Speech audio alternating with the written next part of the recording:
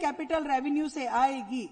और इस बजट में भी हमने 70.3% रेवेन्यू एक्सपेंडिचर के लिए रखा है और 29.7% कैपिटल एक्सपेंडिचर के लिए इस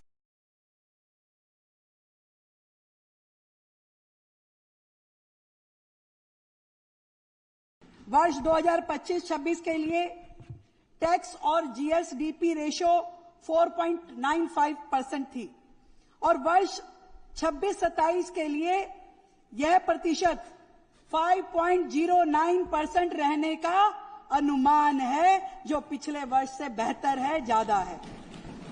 और इसी के साथ दिल्ली में रेवेन्यू सरप्लस 9,092 करोड़ रुपए का इस वर्ष रहने वाला है।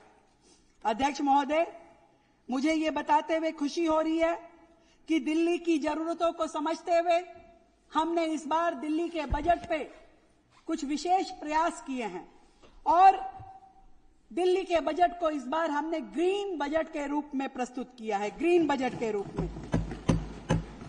और हर योजना को हमने ग्रीन लेंस से देखा है। इस बजट की हर नीति में पर्यावरण, हर योजना में प्रकृति और हर निर्णय में भविष्य की पीढ़ियों की चिंता समाहित है। इसलिए हमने पूरे बजट का 21% हिस्सा ग्रीन बजट के लिए आवंटित किया है इस बार, जो पर्यावरण को बेहतर करने में खर्च होगा। यह बजट शासन की सोच में एक ऐतिहासिक परिवर्तन है, जहां विकास और धरती मां के संरक्षण के बीच संतुलन साधा गया है, जो आज के वक्त की सबसे बड़ी जरूरत है। अध्यक्ष महोदय, ये जो पूरा बजट मैं प्रस्तुत करने वाली हूं, मैंने इसमें 10 फोकस एरिया रखे हैं, जिसका ब्यौरा मैं सेक्टर वाइज आपके सामने रखना चाहूंगी। सबसे पहले इंफ्रास्ट्रक्चर। मजबूत बुनियाद ही तेज विकास की नींव है और प्रधानमंत्री जी ने हमेशा इंफ्रास्ट्रक्चर का जो मंत्र दिया है वो 4S,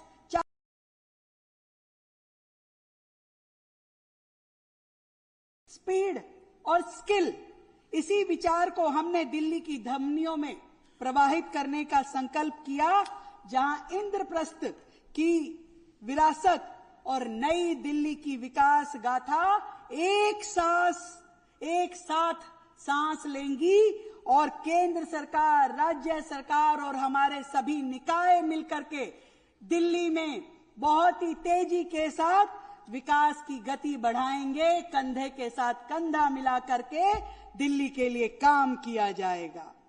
दिल्ली, विकसित दिल्ली, हरित दिल्ली, दिल्ली के निर्माण के लिए पहली बार इतिहास में एमसीडी को दिल्ली सरकार द्वारा 11,666 करोड़ रुपए देने का प्रावधान हमने किया है, जो आज तक का सबसे बड़ा अमाउंट है। और इसी तरीके से एनडीएमसी और दिल्ली कंटोनमेंट बोर्ड के लिए भी हमने 146 करोड़ रुपए वित्तीय सहायता का प्रस्ताव किया है। सभी एजेंसीज काम करेंगी तो ये ट्रिपल इंजन, ट्रिपल गति के द्वारा दिल्ली का विकास होगा। दिल्ली शहर कई संस्कृतियों का और शहरों का मेल्टिंग पॉइंट है, जहां एक और करोल बाग की, सदर बाजार की चहल पहल ये शहर रोजाना देखता है, तो दूसरी ओर 12 खंबा की गगनचुंबी इमारतों को हमारा रोजाना का ध्यान जाता है। हमारा लक्ष्य है फ्लोलेस कनेक्टिविटी, क्लाइमेट कॉरिडोर्स और तकनीकी रूप से सुरक्षित सड़कें।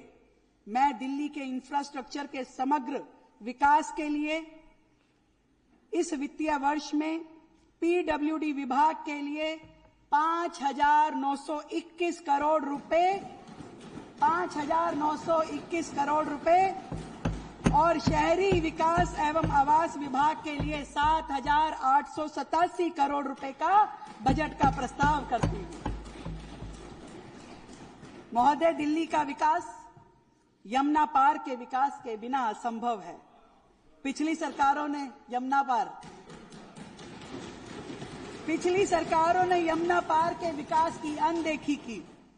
हमने वर्ष 25-26 में ट्रांस यमुना डेवलपमेंट बोर्ड को फिर से क्रियाशील किया और 26-27 में यमुना पार क्षेत्र के समुचित विकास के लिए हमने 300 करोड़ रुपए का बजट पहले फेज में रखा है और यमुना पार में वहां की सड़कें, वहां का इंफ्रास्ट्रक्चर बेहतर हो, इसका प्रयास किया है। और इसी प्रकार अनधिकृत कॉलोनियां जो हमेशा से उपेक्षा की शिकार रही, इस अनधिकृत कॉलोनियों की मूलभूत सुविधाओं के लिए, सड़कों के लिए, ड्रेनेज के लिए, लाइटों के लिए हमने 800 करोड़ रुपए का बजट आवंटित किया है।